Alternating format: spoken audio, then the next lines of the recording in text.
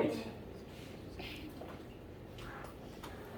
So again, welcome and good day. I am Joshua Hoffbauer, and I'm going to be the lecture instructor for Physics 1500 this semester, and it's nice to see all of you. I lose my train of thought a lot. That's what just happened there, so sorry about that. The stereotypes about absent-minded physicists are absolutely correct.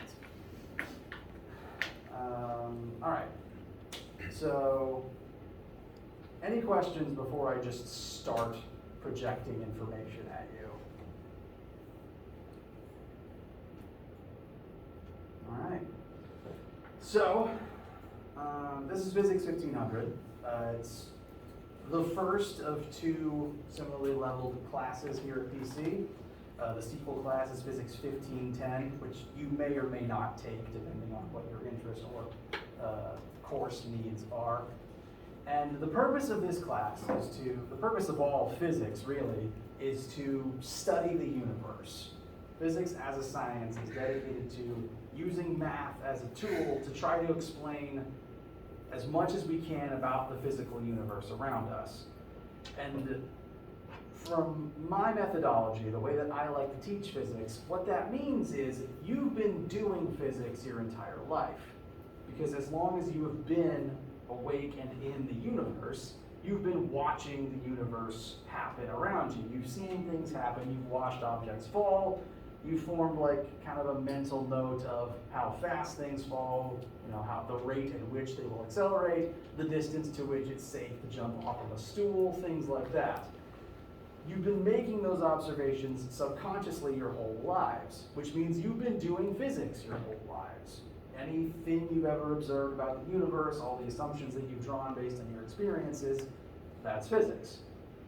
My goal, my job for this class, and any other physics classes you take with me, is to help you understand that knowledge you already have, to bring it to the surface, to put words and numbers to it, and help you realize in what ways it can be useful. This level of course, 1500, is, in terms of who takes this class at PC, is mostly for bio and chem majors who use this as a physics credit to kind of inform some of the rest of the science that they're doing. And so, as a result of that, most of the students that I teach here at PC probably aren't interested in physics itself. Does that feel roughly true for most of the people in this room? You need this class as a credit for something else? Okay. I'm not offended by that. I like physics, but I'm paid to teach physics to non-physicists. It's just what I do. And so, again, my methodology is to help you understand what you already know and help you figure out how it can be useful in whatever you end up doing. I guarantee that if you are doing any form of biology or chemistry, you will be applying physics, but even if you're in some other major or some other path in front of you, physics is still useful to you for as long as you are living in the physical universe. Driving a car, trying not to get electrocuted, you're using physics subconsciously for all of that. So helping you understand those things is my primary goal for this semester. Now, this particular course, as opposed to say 1510, if you end up taking that one, is going to be focused primarily on physical motion and the elements that are relevant to that. I'm going to skip ahead to a certain part of the syllabus real quick just to kind of show what I mean.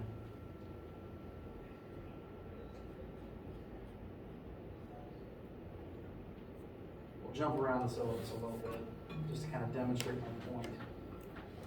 On the syllabus, we list the primary list of topics that we're going to be covering this semester. And all of these have to do with some physical object physically moving through three-dimensional space. So this 1500 is going to be primarily about motion and the forces that are involved with motion. If you take 1510, that'll be more about slightly less tangible things. 1510 will be about heat, thermo, electricity, and eventually optics. So this is the more physical, mechanically minded version of this physics level. Just kind of set your expectations. We're going to start with well, most science classes start with unit conversion, make sure people are able to use the units that we'll be utilizing. But then we're going to move on to looking at one-dimensional vector motion as our starting point. That'll help us to brush off the algebra skills needed for the rest of the semester and to set up the framework for describing how all the objects that we will study through this semester will move in both one-dimensional and two-dimensional space. You can refer to this list at any time.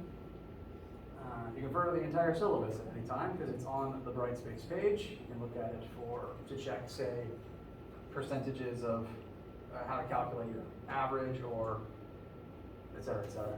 I ramble a little bit, so forgive me. I also stop to drink water a lot, so forgive me for that too. Any questions before I continue? All right. Now the main thing we're going to do today is everyone's favorite first day thing, talk about course information and the syllabus. Friday we'll begin doing the unit conversion, algebra practice stuff. Right now we're just going to focus on getting through all the boring final details and making sure everyone feels comfortable with the course ahead. Some key information before we get too deep in the weeds. Again, I'm Joshua Hoffbauer and I am the lecturer for 1500. When you signed up for this particular class, if you look at your schedule, what you'll probably see is Physics 1500 and then some combination of letters after it. That combination of letters is the combination that tells you your lecture time and your lab time.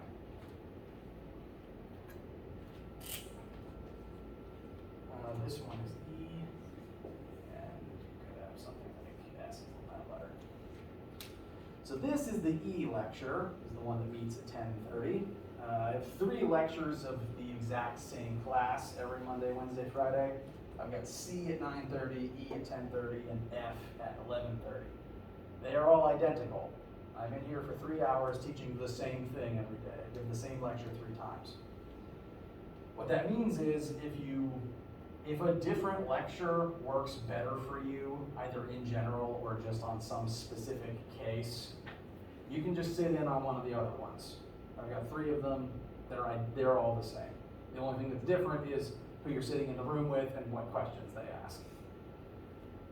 So, whatever letter is on the front of your class code, the lecture, you can attend any of the lectures realistically speaking. C is very low population, so if you like a smaller, quieter crowd, that's an option, but it's also at 9:30, which is a no-go for some people, so it's up to you. So the second letter tells you your lab time. There's 4 different lab meetings during the week, just because there's about 50 students and we can't cram them all into the same lab room at once. So that second letter exists to tell you which of these 4 different lab slots you're going to go to. If the second letter is V, you're in the Monday lab. If it's an S, you're in the Tuesday lab. Note that the Tuesday section meets at 8 in the morning instead of 1:30 in the afternoon. I don't know why the school does that. X is Wednesday at 1:30, Y is Friday at 1:30. So note which one you come to. That's the one that you are guaranteed a seat in. This is just to make sure that not everybody is in the same section because the lab room can only hold so many people. They are all, again, identical. During one week, it's the same lab activity for all 4 of these slots. So if for any reason you say miss your normal one because you go to the doctor or sports, whatever reason, doesn't really matter. You can attend one of the other ones and you'll do the same activity. You'll just be working with different people. So if you know ahead of time you're going to miss something, we can figure out which of these other times you can attend that week. Or alternatively, let me know, we can figure out a different time altogether for you to come in and make up the assignment. The only other thing to note about these lab times is I am the only lecturer for Physics 1500, but I am not the only lab instructor. I personally am in charge of the V Monday section and the X Wednesday section. Dr. Owens, down the hall, he is in charge of the Tuesday S section and the Thursday Y section. So I will not necessarily be the person in the lab room with you, but I will be the one still writing all the labs to go along with the course material and grading them. And you can, again, email me questions at any time about making up sections or if you have any issues with any part of the coursework. Questions so far? I ask that a lot. I stop to ask if there's a lot of questions. Some of my students probably tune it out after a while, but I can't help myself. Okay. So, all right.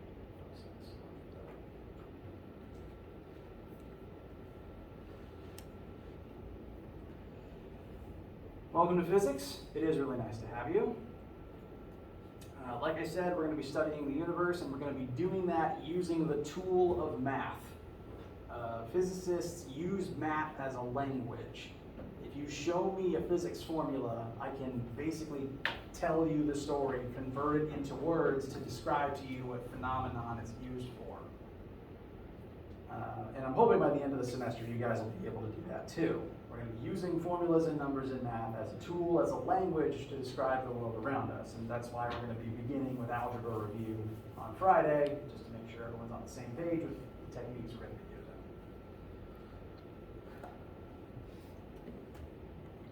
using. Physics is useful for everyone, no matter what you end up doing. Physics is also hard. It is an inherently difficult thing. You're trying to use numbers to describe literally everything. That's a hard thing to do. And depending on how much math you've done before, what your personal history with math and or physics is, this has the potential to be a difficult class, and that is not inherently a bad thing. Let me rephrase. It's okay if you stumble in here, because physics is hard. Science, math, they're hard things. Physics is literally classified as a hard science, not necessarily because it's difficult, but because it's kind of rigid in its mindset. If you have any issues in here, any questions at all, first of all, it's okay to not understand something immediately, because again, it's tricky. Physics is not an easy thing. And that means it's okay to ask me questions. I want you to ask me questions. If any part of this class confuses you, it is a vital part of the classroom experience, the way that I teach, for you to cut me off and ask me a question if something doesn't make any sense. This is not an environment where I just want to talk at you for 50 minutes. I want this to be more like a conversation, and I want to help you understand the things that I'm talking about. Literally, if anything confuses you, tell me right then. It's your responsibility to tell me in the moment, because all the stuff we're going to learn this semester builds on each other. We're going to start with algebra and one-dimensional motion, build up to two-dimensional motion, projectile motion, the forces involved, the energy involved. It's all going to build on each other. And if you don't understand something down here, that's going to make everything else bad, and then you've built a house with a bad foundation and things start falling over. So, doesn't matter what the question is, I want you to ask. Because I guarantee someone else is curious too. Someone else might be having the same problem, and they just haven't felt compelled to speak up yet. If you stop me to explain something, you're helping yourself and everyone else. You're helping me too, because I've been doing this for a long time. I know physics. I think in terms of physics. I think like a physicist. I don't think like a bio major or a chem major or whatever your specialty is, which means I don't always know what you're having trouble with until you tell me. I want to know that so that I can recalibrate, rephrase things in a way that's good for your brain. So, the deal here is, I want to help you overcome physics. I want to help you pass this class, but you need to come to me with your questions and your issues. Deal? Okay. That includes cutting me off mid-sentence in lecture. That includes emailing me. Any time of day, any question, no matter what assignment you're working on, email me. And I will email you I will reply as soon as I'm awake or not driving. Deal. Okay.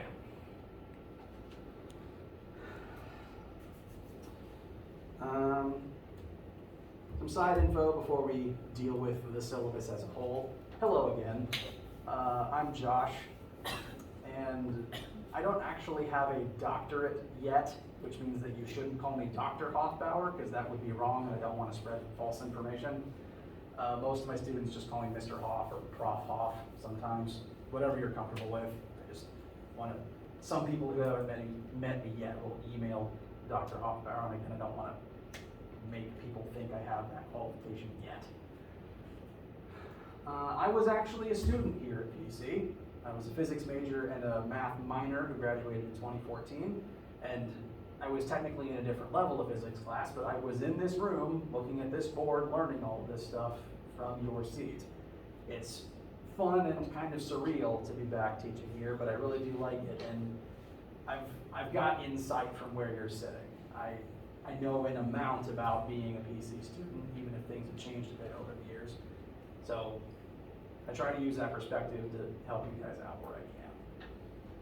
And I'm very glad to be back. After I graduated from here, I did 2 years at App State to get my master's in engineering physics.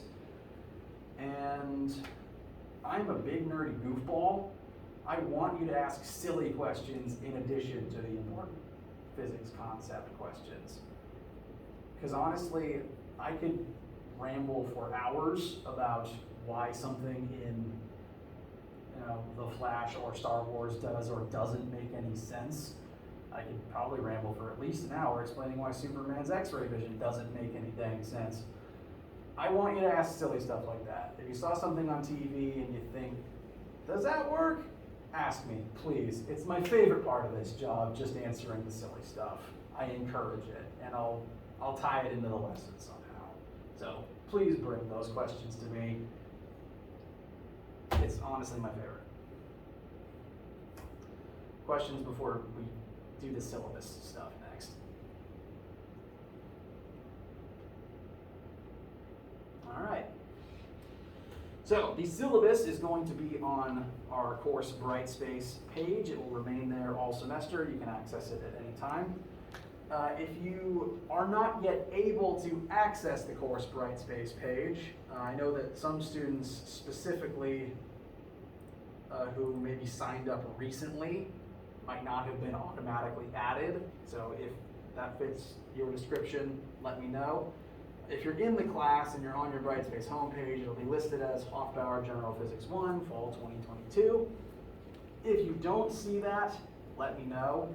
And specifically, I'd like you to email it to me, because if you tell me just, with your voice right now, I will forget within 30 seconds. It's a problem, I admit.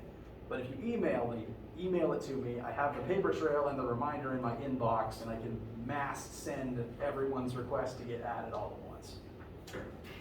So please let me know. Similar to one of those last points I made, there's a hole in my brain where the names of people go. I can remember faces and everything you've ever told me about yourself except for your name. So learning your name is going to be something I'm actively attempting to do during the semester. Please do not be offended if it takes me a while, and I do apologize for that. It does help me if at any point you come up and introduce yourself and I say your name back to you looking at your face. You don't have to do that, but if you feel inclined, I'd appreciate it. So, Brightspace is there. Let me know if you aren't in it yet. Once you gain access to it, once I gain access to it, there we go.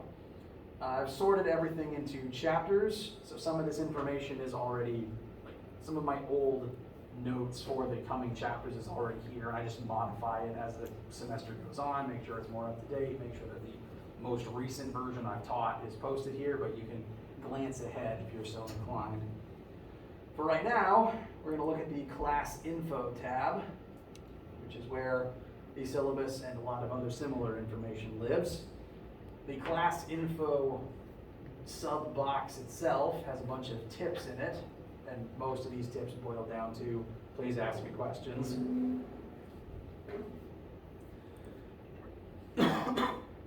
Terribly sorry. We're going to look at the syllabus now. It's got all that important, lovely, fun stuff in it that you are used to dealing with. My name, my office location, my email address. Speaking of my office location, I've got a visual guide down here about where to find my office because it's squirreled away in the corner. Basically, if you go down like this middle hallway towards that green area where GDH is, so that this weird middle of the hall exit there, I'm to the right past the accessibility bathroom.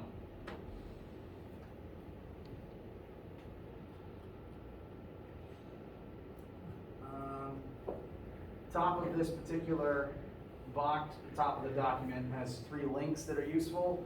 One of them is Brightspace, which I suppose you already have access to if you can get to this webpage. Next is the YouTube link that I upload all of my lessons to. It's just the database where I put them all. So as I'm recording lectures, as I'm giving them on a day-to-day basis, that's the channel where I will post all of them. You can check it anytime just to get either re-listen to something if you're working on a problem and wanted to hear it again, or if you missed something and need to listen to whatever you missed.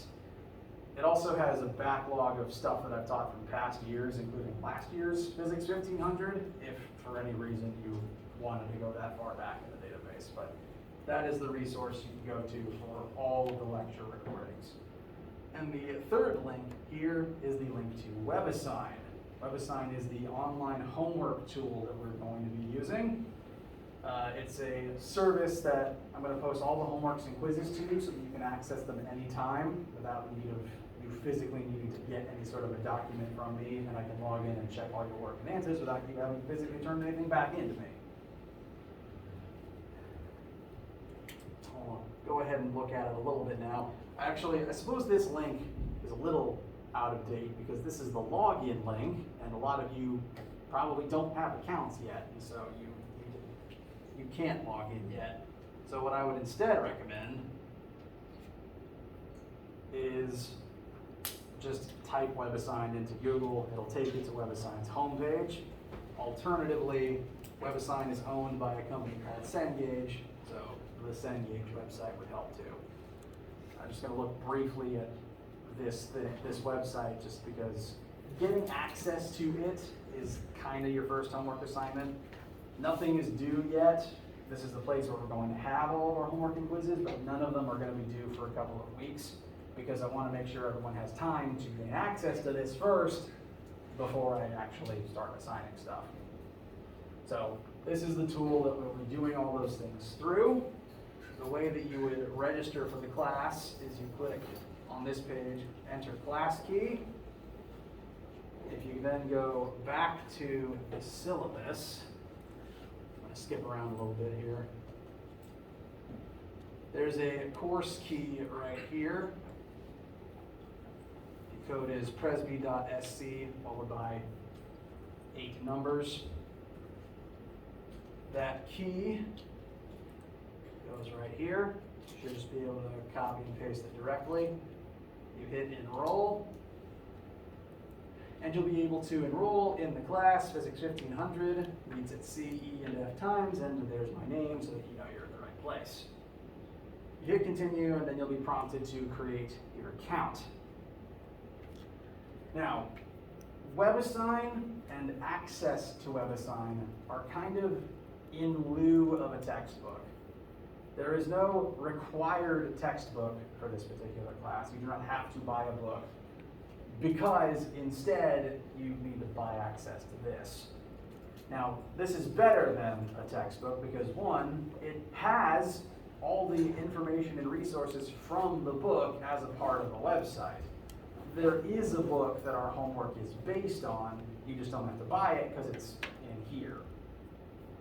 All the questions that are on this site, I modify them sometimes, but the framework for the questions, the information utilized comes out of a specific book, and resources from that book are here as part of the package deal. When you're working a question, it can link you to documents and formulas and sample problems out of the textbook. You can buy a copy of it if you want one, if you like physical reference material, if you like having books. You don't need to though. because again, the textbook fee is going towards this instead. Because this is a textbook fee, you should be able to use scholarship and textbook money for it. And again, I wanted to give time for everyone to get into the course before I start making anything due, to make sure that you're able to access it, and make sure that you have time to allocate those scholarship funds around if you need to. But if that takes a second for you, there is a grace period when you're creating your account. As you're making your account, you input your email, your password, and it'll prompt you to buy access, basically. There is a grace period. You can click an option to get access to the course without having to pay first, and then you'll have about a 2-week period before you need to input that information into your account. So that's time to get your scholarship and textbook money allocated for this purpose. Questions so far? Okay. Once you get into WebAssign,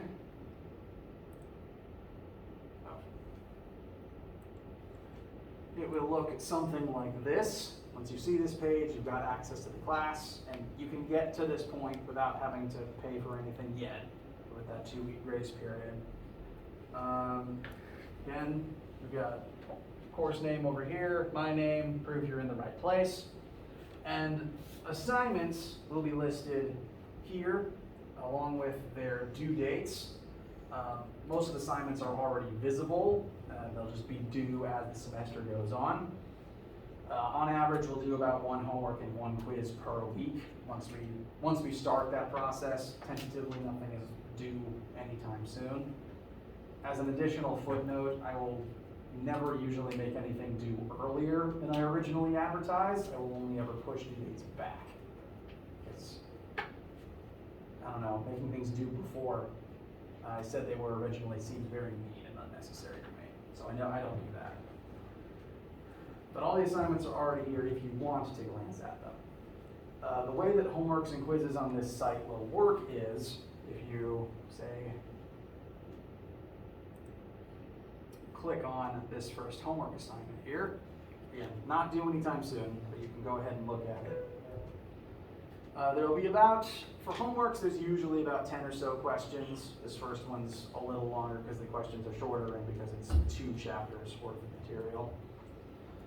And it'll give you the question prompt and a box to input your answer.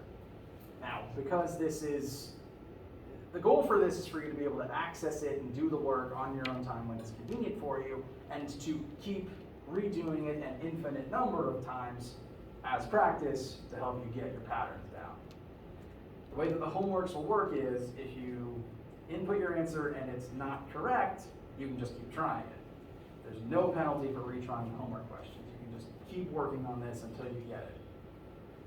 Now that said, if you keep retrying it and it just keeps not working, I want you to email me about that, because sometimes, since WebAssign is a computer, and computers can be real dumb sometimes if they're coded in a very specific, strict way, sometimes it's just wrong. Sometimes the answer it's looking for doesn't make any sense. Like, I can calculate it a certain way, and it's programmed to be looking for something else because of a bug or an error or something. That does happen from time to time. If you're working on one of these homework questions and it's just not working, you swear you're right, you've tried it so many times, you've got your pattern down, you keep getting the same answer, and it's just not taking it, tell me. I can check, I can log in through my version, look at your work and your scores through the back door, and if I can calculate it to double check what it should be, and I can fix your score if WebAssign is just being mean because it's coding it wrong. So, if you're encountering difficulties while working this, please tell me. Again, email me anything. But with the homeworks, you can just load them up, work on them at any time, and just make sure that you have answers submitted for everything before it's due. You can log in, log out at your discretion.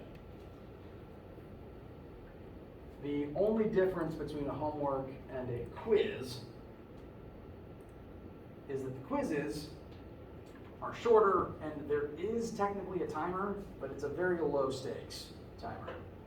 the homework is meant to be practice as you're learning stuff. I'll assign a homework assignment at the start of a week, and it'll be about the chapter we're learning that week.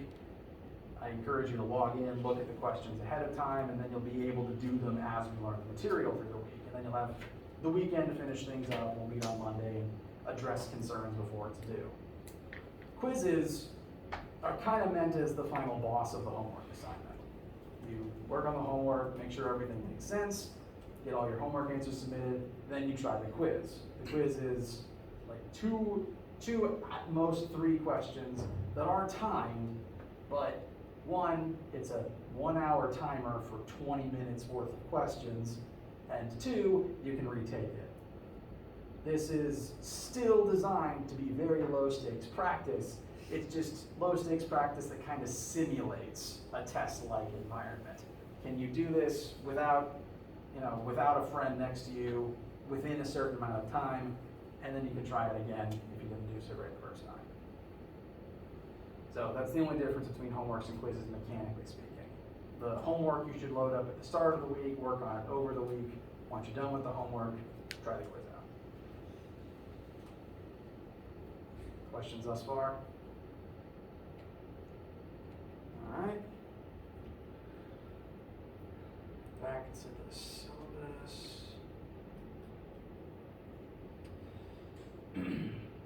First page again.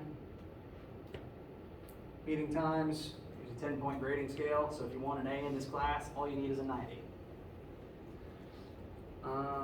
This is how the grades are weighted throughout the various categories. Homeworks and quizzes are respectively 10 and 5% of your grade. It's a very small portion, again, very low stakes practice. That theoretically means you could do none of them and still get a B in the class. I don't recommend it, but you could. I say that to encourage you to try them and to remind you it's okay if you get something wrong. There's going to be about 10 homeworks. That means that each one homework is like 1% of your grade. You can bomb one and do just fine. They're very low stakes practice.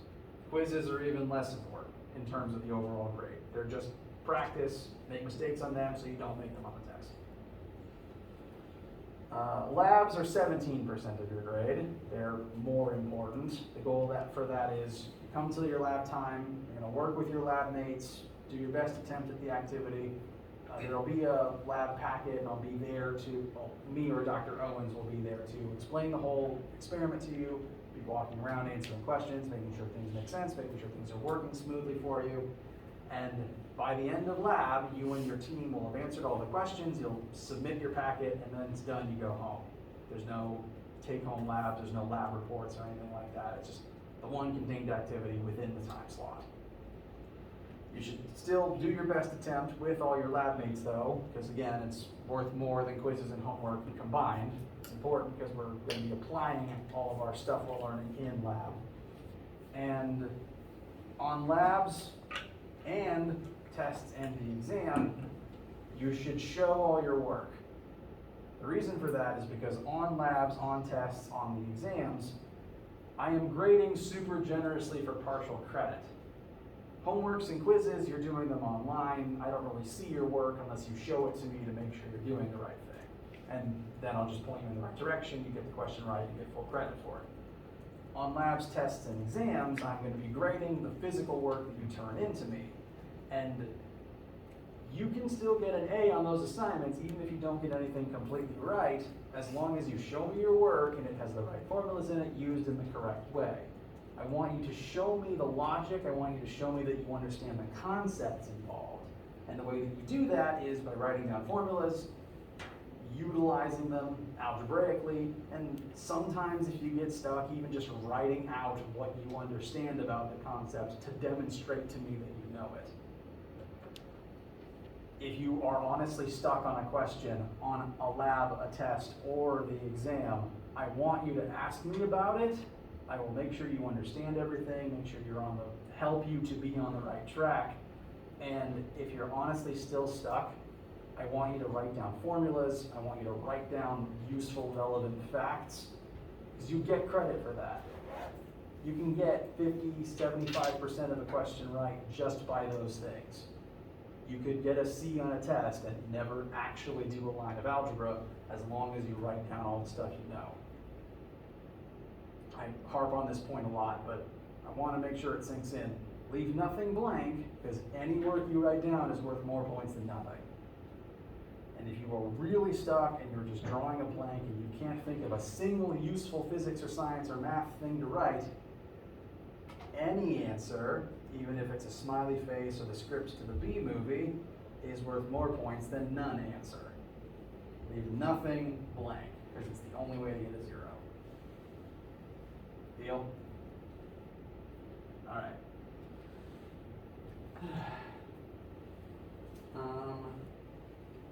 We will have about 1 quiz, 1 homework, and 1 lab every week. There will be some weeks where lab just doesn't meet for any combination of reasons. Usually if the normal school schedule doesn't have a meeting on Monday, Tuesday, Wednesday, and Friday, therefore one of the lab days doesn't meet, I'll usually can lab for that whole week because I don't want the groups getting out of sync. I will make sure you know ahead of time when there is or is not lab. For example, no lab this first week. We will start meeting for lab next week, and the point of next week's lab is, one, there is a sort of introductory assessment that everyone takes coming into physics. It's not graded for accuracy, it's graded for content, and it's graded for participation. You come in, you take it so that we know what people know when you come into the class, and there's also going to be an intro algebra practice assignment that you can work on in your lab groups. So next week, first activity, we will meet for lab, but it's very low stakes, practice getting the swing of things. Week after that, we'll start working on bigger experiments. Tests. There will be 2 tests during the semester. I try to put them about a little before, halfway through, and then a little before, like a month or a couple weeks before the final exam. First test is the first half of things. Second test is technically cumulative to the entire class, but that's only because everything builds on each other. So it's kind of impossible to make it only about the second half because you need the first half to do the second half. I will advertise well in advance when the tests are so that you know the date, you can work around it if you're going to miss for any reason, and so that you can study accordingly. I'll make sure we also have review time in class leading up to it. Tests, they're designed to take an hour, and as this physics department has had different tests, different ways of giving tests over the years, and those have been further experimented on during COVID restrictions to make sure that everything is working as smoothly as possible. So the way the tests are administered is still in development, but I will make sure you know when they are and where to be 2 weeks in advance. I promise you that. And my goal is for the first test to be before midterms so that that test grade is calculated into your midterm score. The first test is not necessarily the midterm. It's just going to be part of your course grade at the time. And the final exam is just 2 tests lumped together at the end of the semester, basically. Same logic applies. Show all your work, get partial credit, leave nothing blank. How do you feel so far? Any concerns about what lies ahead of us? All right. After this first page, the rest of the syllabus just kind of spells out all of the things that I've already said out loud, and includes a visual guide on how to get into WebAssign, and also where my office is. I forgot the word for office for a second there. And the last page is more general campus accessibility and useful information. Again, if you need anything at any time, I want you to tell me. That includes if you're going to miss for any reason, athletic, medical, etc. You don't have to justify it. If you're going to be gone, all you have to do is let me know if you need to make something up. You can miss a day. It's fine. If you're running 10 minutes late, you don't have to email me. You don't have to apologize. I don't take attendance. You're just responsible for the material. If you can learn it by watching the recorded lecture, you don't have to worry about it. You don't have to worry. The only reason you should worry about telling me if you're going to miss something is if you're missing an assignment that you need to make up. You can be absent for any reason. It's fine. You can be asleep one day if you need it. Mental health days are important. What was my next point? Oh, if you need something, tell me. Absence, making up an assignment, accessibility issues, or academic accommodations.